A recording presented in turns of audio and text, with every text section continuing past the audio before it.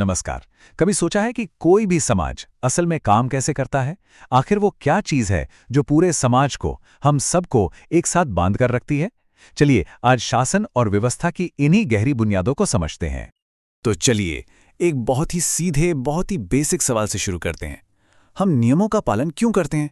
चाहे वो traffic light पर रुकना हो या कोई बड़ा कानून मानना, मतलब हम ऐसा करते ही क्यों हैं? इसके पीछे वजह क्या है? अच्छा, इस बड़े सवाल को समझने के लिए ना हमें इसे 3 हिस्सों में तोड़ना होगा। और ये सब शुरू होता है सबसे बुनियादी चीज से, जिसे कहते हैं शक्ति। तो शक्ति है क्या? सिंपल भाषा में ये किसी से भी वो करवाने की काबिलियत है जो आप करवाना चाहते हैं, भले ही वो राजी हो या ना हो। ये पूरी तरह से जोर जबरदस्ती पर आधारित हो सकती है। इसको एक बहुत ही आसान से एग्जाम्पल से समझते हैं। सोचिए, जब कोई लुटेरा बंदूक दिखाकर किसी का बटवा मांगता है तो वो सिर्फ और सिर्फ अपनी शक्ति का इस्तेमाल कर रहा है। यहां कोई रजामंदी नहीं है, कुछ नहीं, सिर्फ जोर जबरदस्ती है। तो फिर सवाल ये उठता है कि अगर एक लुटेरे का बंदूक दिखाना गलत है, तो फिर एक ट्रैफिक पुलिस वाले का हाथ दिखाना सही कैसे हो जाता है? बस यहीं से हमारा अगला कॉन्सेप्ट आता है। और यही सवाल हमें हमारे दूसरे बिल्डिंग ब्लॉक तक ले आता है, यानी सत्ता। देखिए, सत्ता भी एक तरह की शक्ति ही है, पर यह वो शक्ति है जिसे लोग सही मानते हैं, जायज मानते हैं। तो सत्ता वो पावर है जिसे हम लेजिटिमेट यानी कि वैध मानते हैं। सबसे बड़ा फर्क जो है ना, वो है रजामंदी का, एक्सेप्टेंस का।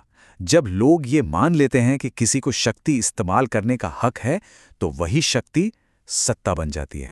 तो चलिए दोनों में जो मेन फर्क है उसे देखते हैं। एक तरफ है शक्ति जो पूरी तरह जोर जबरदस्ती पर चलती है और इसीलिए अक्सर स्टेबल नहीं होती, और दूसरी तरफ है सत्ता जो लोगों की सहमति पर टिकी होती है और इसीलिए ये कहीं ज्यादा स्थिर, कहीं ज्यादा स्टेबल होती है। चलिए अपने पुराने एग्जाम्पल पर वापस चलते हैं। जब कोई पुलिस वाला ट्रैफिक रोकने का इशारा करता है तो हम सब रुक जाते हैं, है ना? क्यों? क्योंकि हम मानते हैं कि उसके पास ऐसा करने का अधिकार है। यही है सत्ता।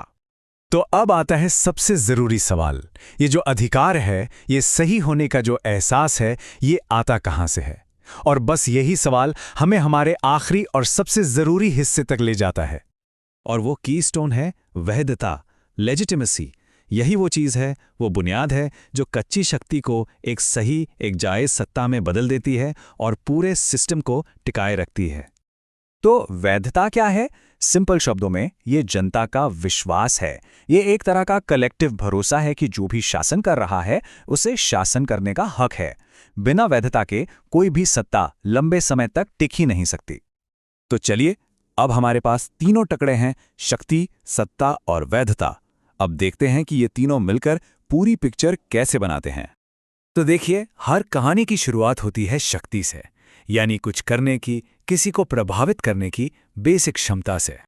फिर इस शक्ति में हम मिलाते हैं एक बहुत ही जरूरी चीज, और वो है वैधता, यानी लोगों का वो भरोसा कि इस शक्ति का इस्तेमाल सही है।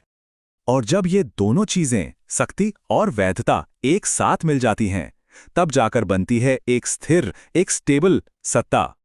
तो इसे आप शासन का फॉर्मूला समझ सकते हैं। स्टेप 1, शक्ति आपको काम करने की क्षमता देती है। स्टेप 2, वैधता आपको वो काम करने का नैतिक अधिकार, एक पॉपुलर राइट देती है। और स्टेप 3, जब ये दोनों मिल जाते हैं तो बनती है स्थिर सत्ता। ये एक लाइन इस पूरी बात को बहुत ही अच्छे से समझाती है कि वैधता के बिना शक्ति सिर्फ जोर जबरदस्ती है, और इसके साथ वही शक्ति एक अधिकारपूर्ण सत्ता बन जाती है। तो आखिर में एक सवाल सबके लिए सोचने को। जरा सोचिए, जब लोगों का अपने शासकों पर से विश्वास उठने लगता है, जब ये वैधता खत्म होने लगती है, तो फिर उस सत्ता का क्या होता है? इसका जवाब हमें इतिहास में और आज की दुनिया में भी अपने चारों तरफ देखने को मिलता है।